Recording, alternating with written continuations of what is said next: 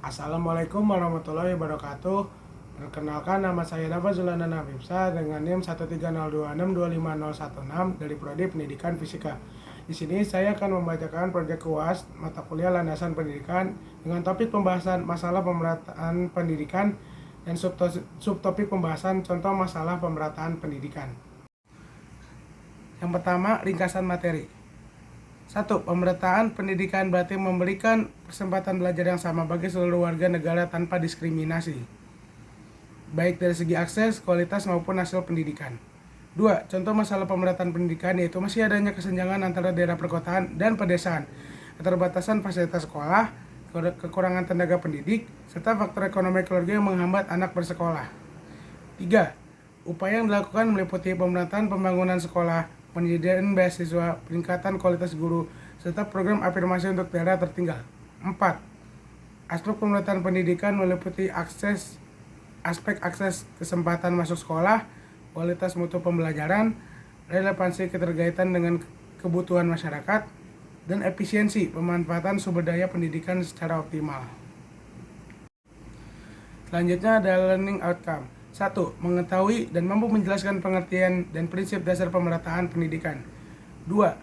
Menganalisis dan merumuskan solusi yang dapat diterapkan untuk mengatasi masalah pemerataan pendidikan.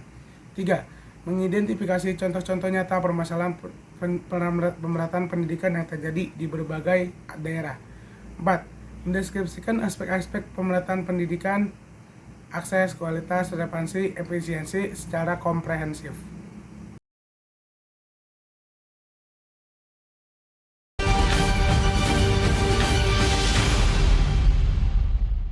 Didukung oleh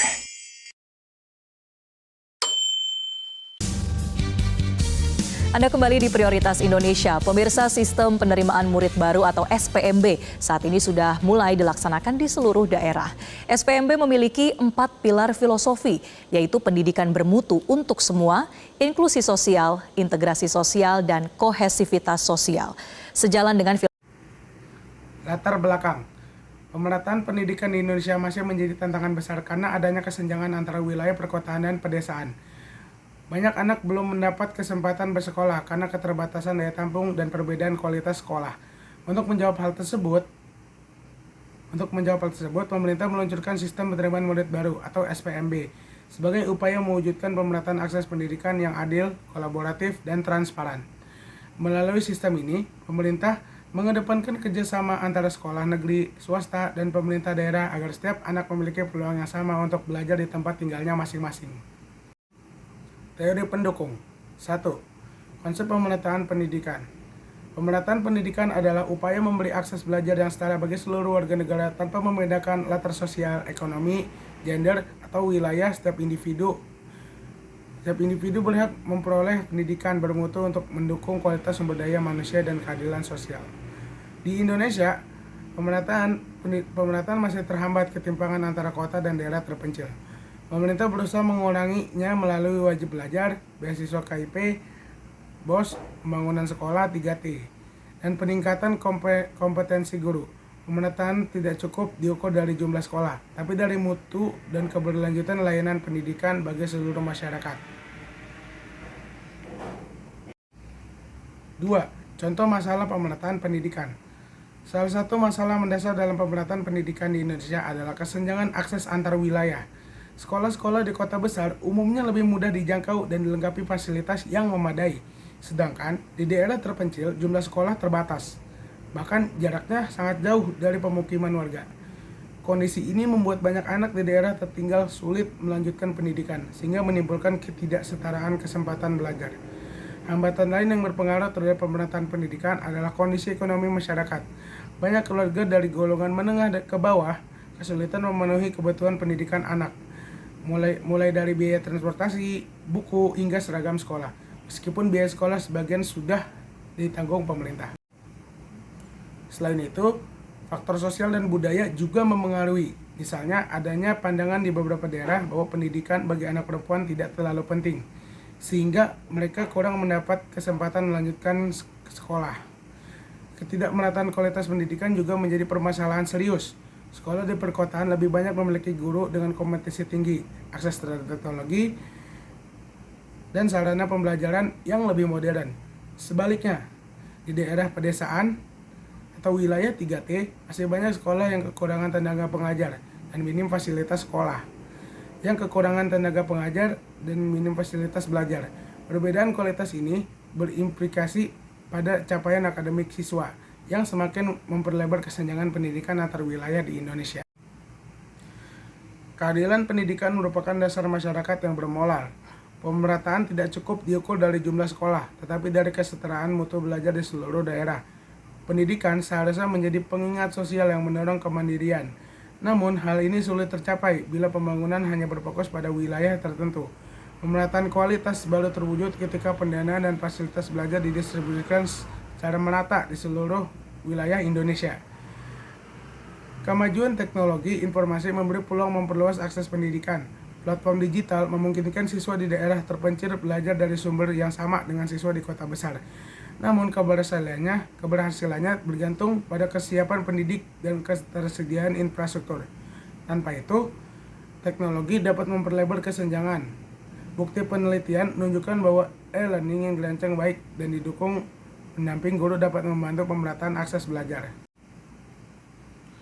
Guru berperan penting dalam pemerataan pendidikan. Mereka tidak hanya mengajar, tapi juga membentuk karakter dan nilai sosial siswa. Ketimpangan kualitas guru antara desa dan kota memengaruhi hasil belajar, sehingga pengembangan profesionalisme melalui pelatihan, berkelanjutan, bimbingan, dan insentif perlu menjadi prioritas nasional. Kesenjangan mutu dan akses pendidikan antara daerah maju dan tertinggal masih menjadi masalah. Meski program wajib belajar bantuan pendidikan diterapkan, ketidakmerataan tetap terlihat. Sekolah di kota berkembang berkat dukungan infrastruktur dan teknologi. Sementara itu sekolah di daerah terpencil kekurangan fasilitas. Bantuan pembiayaan pun masih terkendala teknis sehingga manfaatnya belum merata. Kebijakan publik berperan besar dalam memastikan kesetaraan pendidikan.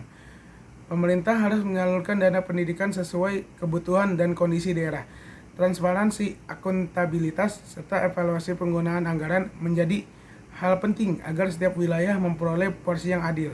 Hasil studi kebijakan juga menemukan bahwa program pendidikan yang disusun berdasarkan analisis kebutuhan lokal cenderung lebih efektif dalam mengurangi disparitas mutu antar daerah.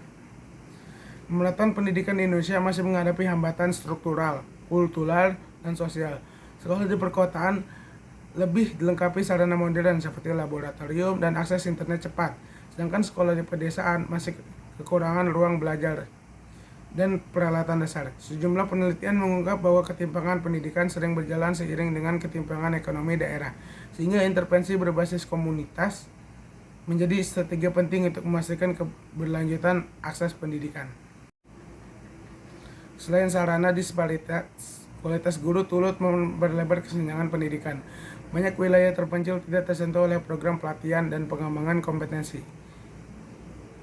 Sari dan Jaslah 2025 menilai bahwa kebijakan pemerintah masih terlalu fokus pada pembangunan fisik ketimbang peningkatan sumber daya manusia. Untuk itu, penguatan kompetensi tenaga pendidik harus menjadi prioritas nasional agar standar mutu pembelajaran bisa merata. Digitalisasi pendidikan dapat menjadi solusi strategis. Jika dijalankan secara inklusif, akses teknologi memberi peluang besar bagi guru dan siswa di daerah terpencil untuk belajar secara dengan mereka yang di kota. Namun, tanpa kesiapan infrastruktur dan literasi digital, kesenjangan baru bisa muncul. Temuan lain menunjukkan bahwa ketimpangan pendidikan yang terjadi di daerah 3T berkaitan erat dengan ketimpangan pendapatan, sehingga upaya pemerataan harus simultan dengan kebijakan ekonomi lokal. Selanjutnya adalah input masalah. 1. Bagaimana kebijakan pemerintah melalui SPMB dapat menciptakan pemerataan akses pendidikan bagi seluruh anak Indonesia. 2. Bagaimana kolaborasi antar sekolah negeri dan swasta dapat memperkuat daya tampung pendidikan secara merata di seluruh daerah. 3. Bagaimana transparansi sistem seleksi dapat membangun kepercayaan masyarakat terhadap penerimaan siswa yang adil dan terbuka. Selanjutnya ada proses penyelesaian masalah. 1. Pemerintah menerapkan sistem zonasi berbasis domisili untuk mendekatkan siswa dengan sekolah di wilayahnya sebagai bentuk pemerataan akses pendidikan bagi seluruh anak Indonesia. 2. Sekolah negeri dan swasta dilibatkan secara bersama-sama dalam menentukan kapasitas penerimaan siswa untuk memperkuat daya tampung pendidikan secara merata seluruh daerah. 3. Proses seleksi dilakukan secara digital, terbuka, dan diawasi oleh lembaga resmi agar terwujud kepercayaan masyarakat terhadap penerimaan siswa yang adil dan terbuka. Selanjutnya ada output masalah. 1. Terjadi peningkatan jumlah siswa yang bersekolah di wilayah tempat tinggalnya, menandakan keberhasilan pemerataan akses pendidikan bagi seluruh anak Indonesia. 2. Kapasitas sekolah negeri dan swasta menjadi lebih seimbang sehingga tercapai daya tampung pendidikan secara merata di seluruh daerah. 3. Masyarakat mulai menerima dan mendukung sistem penerimaan baru karena tumbuhnya kepercayaan masyarakat terhadap penerimaan siswa yang adil dan terbuka. Selanjutnya feedback. 1. Kebijakan zonasi seharusnya diimbangi dengan pemerataan kualitas guru dan sarana agar semakin memperkuat pemerataan akses pendidikan bagi seluruh anak Indonesia. 2. Pemerintah sebaiknya memberikan insentif bagi sekolah swasta yang berpartisipasi aktif dalam mendukung daya tampung pendidikan secara merata di seluruh daerah. 3. Sebaiknya diperlukan sosialisasi dan pendampingan lebih luas agar masyarakat terus mempertahankan kepercayaan masyarakat terhadap penerimaan siswa yang adil dan terbuka. Selanjutnya kesimpulan.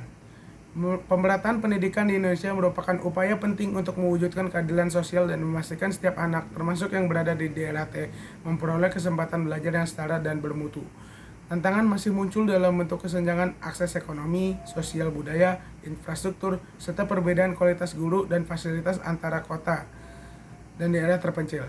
Pemerintah telah berupaya mengatasinya melalui wajib belajar, pembangunan sekolah di wilayah 3T, menyediakan KIP dan BOS, pemerataan distribusi guru, pelatihan pendidik, serta pemanfaatan teknologi untuk memperluas akses pembelajaran. Pemerataan tidak hanya berarti memberi kesempatan yang sama, tetapi juga dukungan yang adil, sesuai kebutuhan agar kualitas pendidikan dapat dirasakan secara merata oleh seluruh siswa di Indonesia. Berikut adalah daftar pustaka.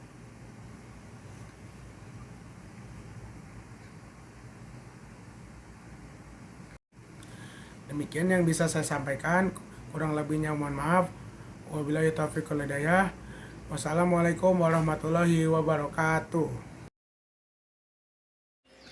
Assalamualaikum warahmatullahi wabarakatuh. Halo semuanya, perkenalkan saya Dafa Julana Nabisa dengan NIM 13026255016. Pada video kali ini, saya akan membahas satu topik dalam kalkulus, yaitu aturan rantai. Kita mulai dari aturan rantai.